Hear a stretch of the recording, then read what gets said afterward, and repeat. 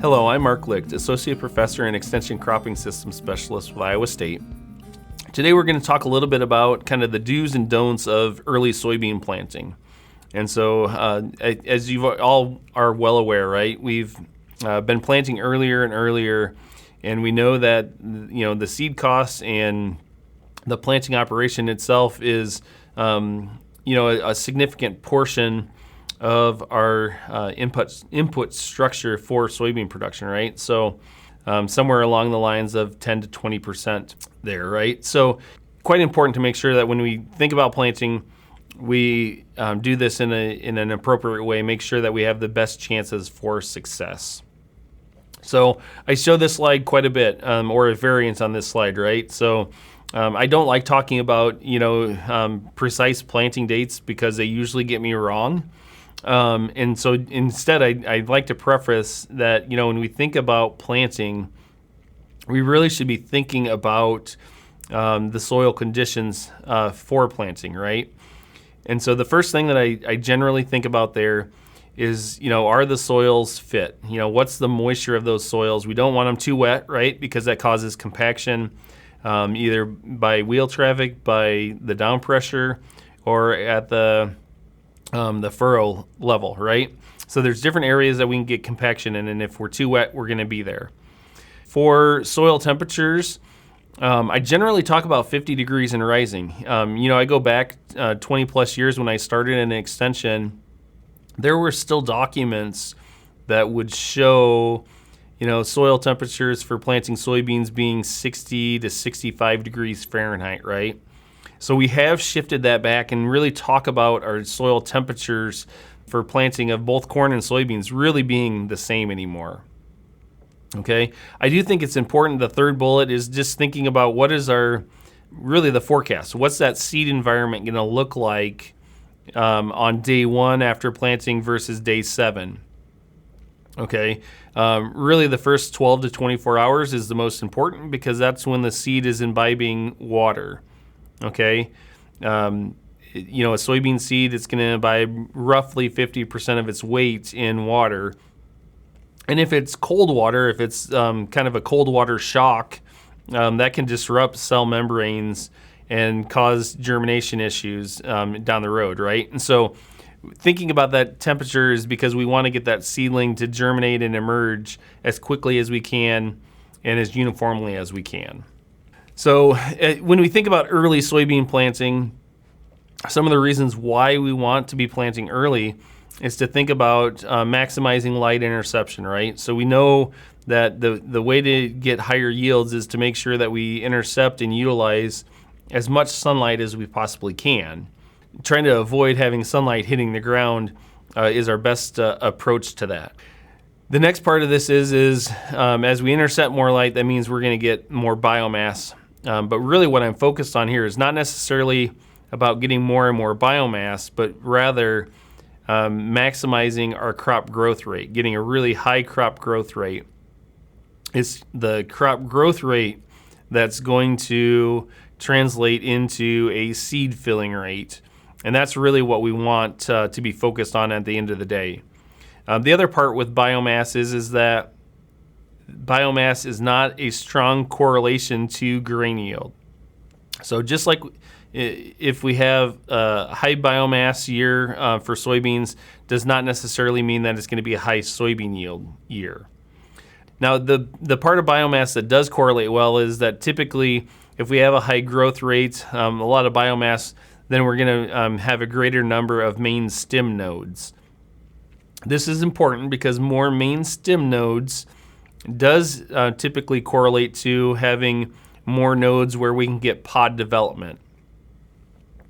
And then as we think about early planting, it also allows us to think about having a longer seed filling period. And so if we plant very timely or on the early side of timely, really what's happening is that our date of flowering is going to be right at the summer solstice or possibly a little bit earlier.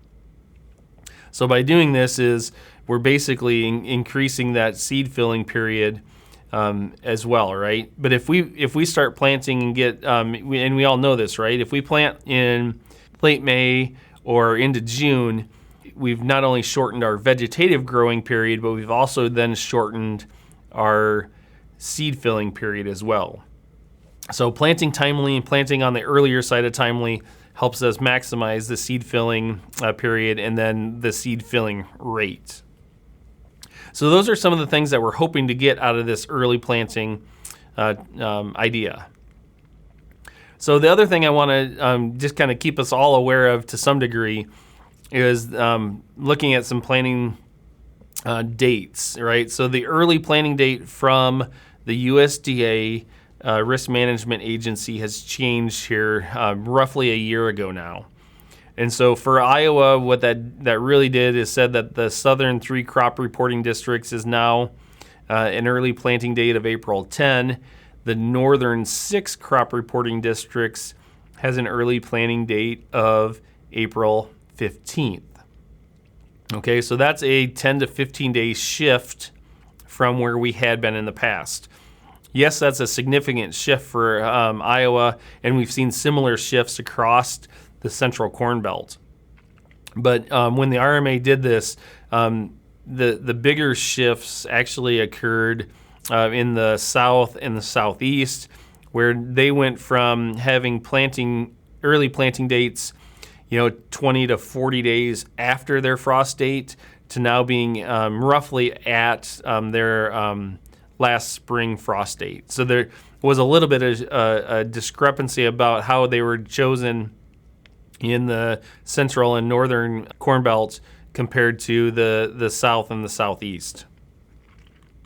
So when we think about planting date, for years we've thought about soybean planting dates and wanting to look at these relationships over time from the perspective of what's our yield potential if we get into a late planting situation, a preventative planting situation potentially. And so that's largely what we have available. So in this data set, this is one that my student put together a couple of years ago. And the break point on this would suggest that you have yield penalties for planting soybeans after May 20th. Okay. Notice, though, that ahead of May 20th, out until about April 25th or so, there's really no change in yield potential. It's all right at 100%. The key thing here is that, if you notice, April 25th is, the earliest date we have on that planting date range, right? So this is one of the discrepancies, or one of the problems that we need to be addressing within research now, is starting to look at planting dates prior to April 25th. So we need to be doing some more planting date studies with April 10th, April 15th type planting dates to augment this, to see basically, does our yield potential remain high when we plant on April 10th or 15th compared to the 20th or 25th of April? Another data set summarized a little bit earlier from Agley and Cornelis for the Midwest. In their data set, they show kind of this penalty occurring after May 30th. And is a little bit steeper than the data set that I showed.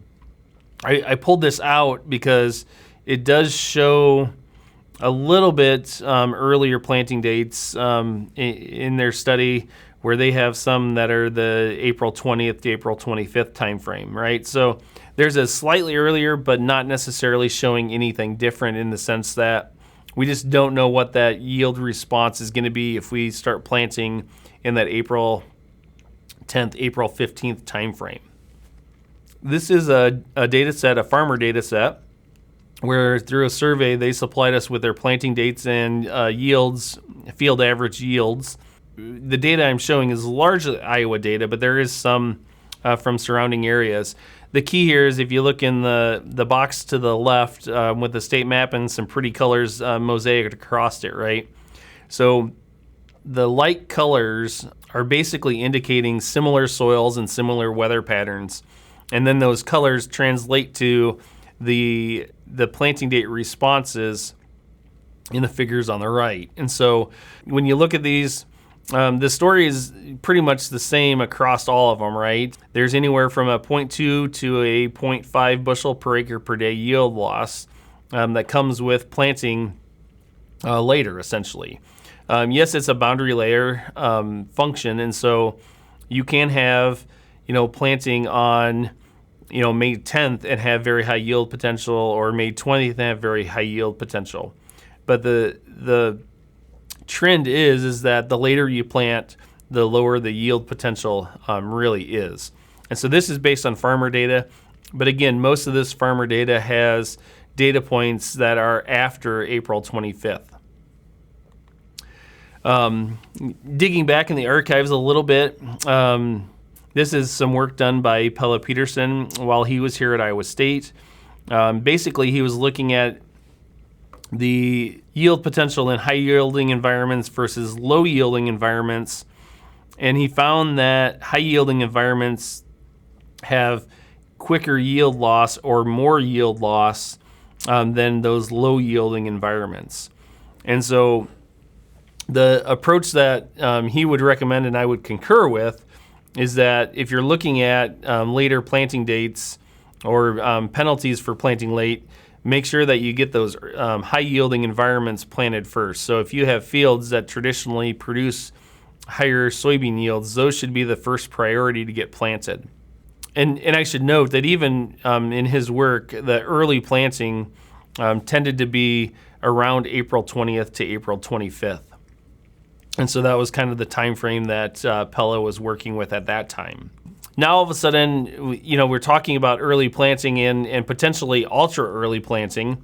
And so my definition of ultra early planting is anything before that early planting date. And so this is a data set where we had planting in mid-March, which was about 30 days ahead of the ideal time frame, which would have been that mid-April planting time frame. So mid-March versus mid-April.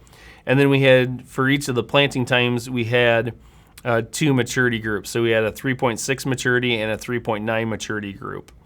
So this figure here is just showing what the plant density is ahead of harvest. So our seeding rate was 140,000.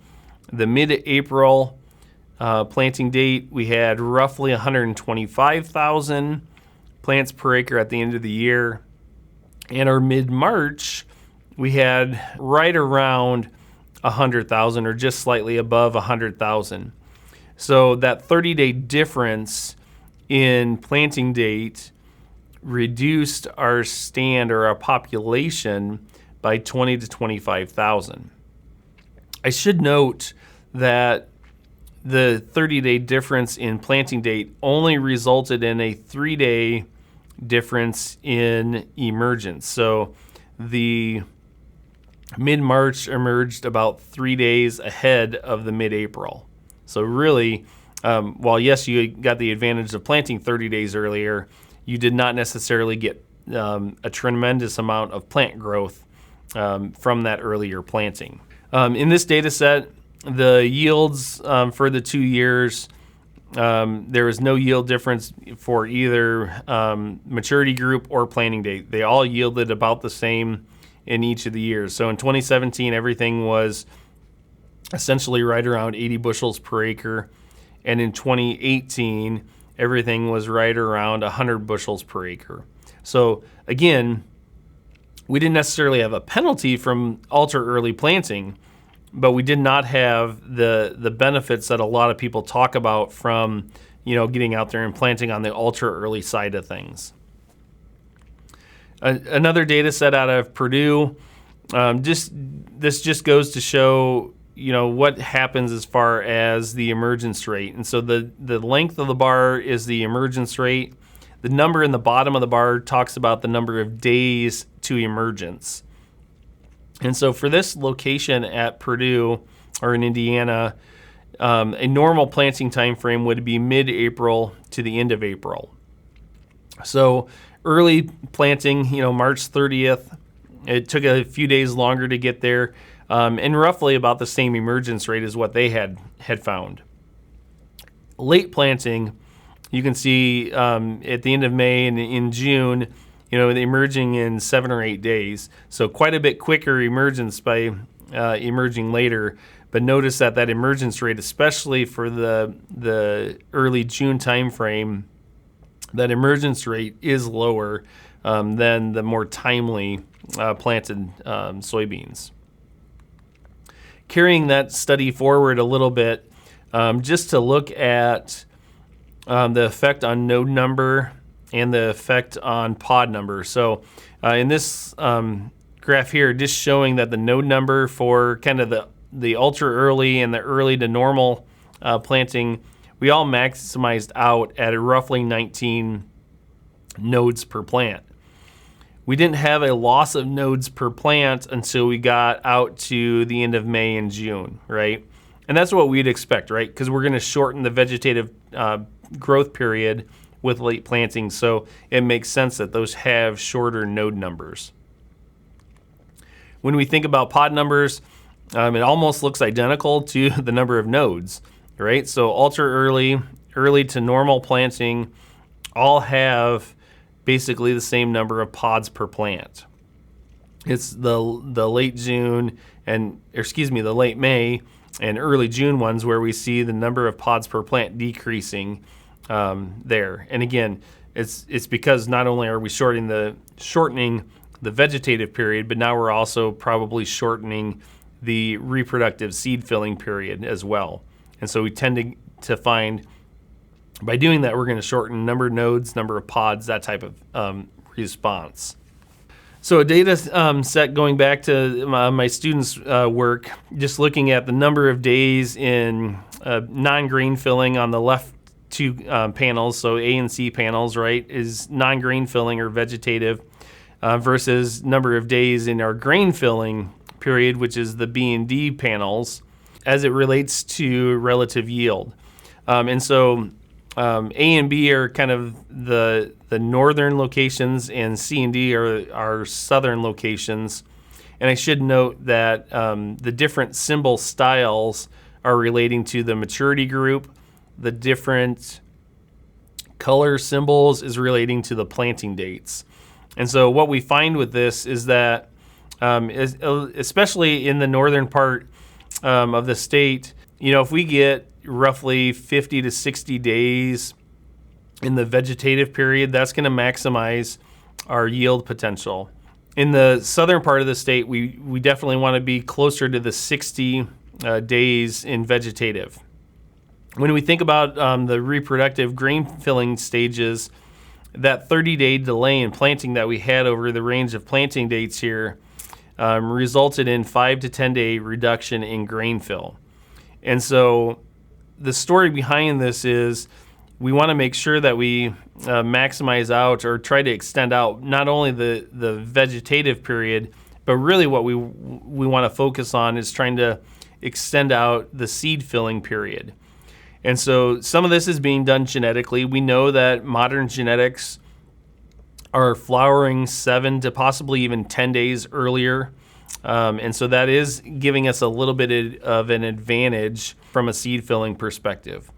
Additionally, we know that we probably can be planting a slightly longer maturity because our growing season is somewhat extended, where our frost days in the spring are just a little bit earlier, and our first frost days in the fall are just a little bit later.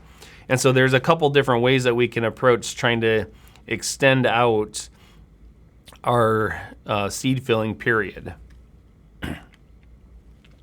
So then the other thing to kind of think about here a little bit, and I often do get questions typically around the 1st of April of, what should I plant first, my corn or my soybeans? So the green dots here are a figure that I showed you earlier on, right? So this is the soybean yield response to planting date. The yellow dots and the yellow line is the corn response to planting date, and I calculated it and did it in a similar fashion for both corn and soybeans here. The thing to note with this is that kind of in that May 15th to May 20th timeframe, that's when yield potential really for both corn and soybeans begins to drop off. Okay, so my response to the question of should I plant corn first or soybeans first really comes down to can you finish planting corn and soybeans before May 15th or May 20th? If you can get everything planted timely, my response is it really doesn't matter if you plant corn first or soybeans first. They both have high yield potential. Now what this does is it allows you to sit back and say, are there advantages of planting soybeans before corn, planting soybeans and corn at the same time, alternating between them, double planting, various things, right? And I think there are some advantages, right? So we know that if you extend your soybean planting window, extend your corn planting window, that translates into being able to extend both planting windows in the fall, right? So some of the advantages of doing that in the spring means that maybe harvest will have a little less pressure on it, so to speak. An advantage particularly for corn in spreading out the corn planting window is that now you're also extending out and separating out your various cornfields from plant stresses at key stages, right? So if you plant all of your corn in the same 3-day time frame and they pollinate all in the same 3 days, yet those 3 days are 100 degrees and drought stressed, you're going to have a yield impact across all your acres. But if you extend out your planting window on corn, now all of a sudden you've extended out your pollination window as well. And so sometimes in how we think about managing or planting corn and soybeans can help us manage some other risks throughout the growing season. Now, if we run into situations where we cannot plant timely, right? We can't get everything planted timely. Now all of a sudden it does matter whether we plant corn first or soybeans first. So in the data set I'm showing here is if we can't get things planted timely, then we should prioritize planting corn timely because it has a much steeper penalty for being planted late compared to soybeans. So there's a little bit of a balancing act here in whether we can get things planted timely or not, and if not, how do we adjust to make sure that we minimize the yield loss from being outside of or planting later than that normal window. So some planting date considerations here is, we can plant soybeans before corn. I don't have a problem with that at all. I think it is an option for us. Planting early is good, but not too early. And so I say planting early, but not too early, because again, I can go back and I can show you your input costs are going to be higher, right? If you are planting early into cold, wet soils, you need to consider maybe more robust seed treatments. You may need to increase your seeding rates by 10 to 15%, something like that. And so just realize that planting early can come with some additional risk, and then that brings into how are you going to manage or protect yourself from those risks. So with pathogens, I tend to think of planting into cold, wet soils and longer germination. Are you going to have more Pythium? Are you going to have more Rhizoctonia or Fusarium? Is sudden death syndrome going to be more problematic for you? Planting into cold, wet soils, do you end up with poor germination? Do you end up with frost damage, right? If you get planted too early and then you get a frost the first week of May, do you end up having to have lower stands that you now have to address what to do with? Because I think this is a key that sometimes we don't think. We think we're going to plant it and we don't have to worry about replanting, right? But ultimately, we do end up in replant situations when we have early planting and frost hits, or we get too much seedling disease or poor germination, right? And really, replanting is late planting, right? By the time we recognize that we have a bad stand, we have other issues, now all of a sudden we are talking about planting in mid-May, late May timeframe, right?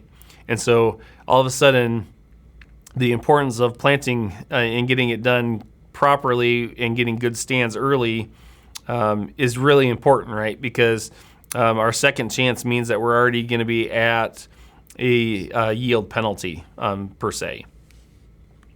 just really thinking about staying above 100,000 plants per acre. And so I know this gets us talking about seeding rates a little bit, but I think it does warrant talking about seeding rates when we're talking about planting dates.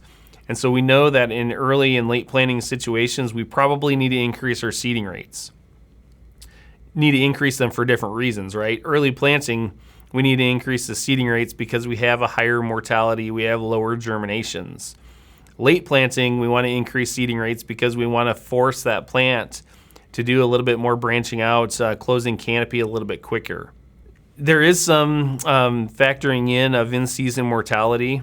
We know that from emergence through final stands at right above harvest, we do have some plant loss or plant death, and we know that that is a higher percentage at higher populations. So at 200,000 plants per acre, you may be looking at in-season mortality of another 5%, whereas at 100 to 140,000, that may be only 2 to 3% loss of plants out there.